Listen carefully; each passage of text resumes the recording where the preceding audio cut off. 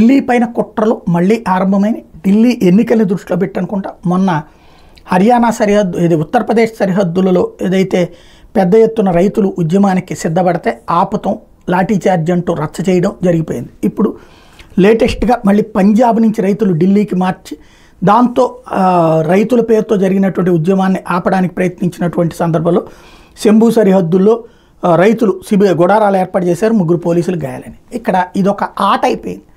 ఉద్యమం అంటే కసిలో నుంచి వచ్చేది. ఉద్యమం అంటే ఇప్పుడు కొత్త మోడల్ ఏంటయ్యా అంటే అదొక సరదాగా ఎంజాయ్ చేసేటటువంటి దాన్ని ఏమంటారు, ఈ శ్రీలంక ఇట్లాంటి చోట్ల లేకపోతే గోవా ఇట్లాంటి చోట్ల ఉండేటటువంటి రిసార్ట్ లైఫ్ స్టైల్లో ఓపెన్ రిసార్ట్ లైఫ్లు అయిపోయింది.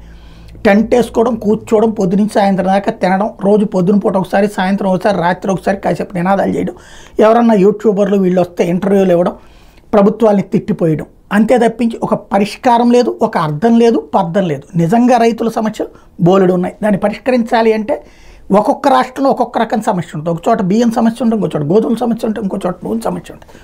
అవి పరిష్కరించాలంటే ఎక్కడికక్కడ సిస్టమేటిక్గా జరగాలి. కానీ అర్థం పర్థం లేని ఉద్యమాలతో కాలక్షేపం చేయడం రాజకీయాల కోసం ఇంతకుముందు పంజాబ్ ఎన్నికల కోసం చేశారు, అంతకుముందు మొన్న హర్యానా ఎన్నికలప్పుడు చేశారు, ఇప్పుడు మళ్ళీ ఢిల్లీ ఎన్నికలు రాబోతున్నాయి కాబట్టి మళ్ళీ రైతుల పేరుతో ఉద్యమం.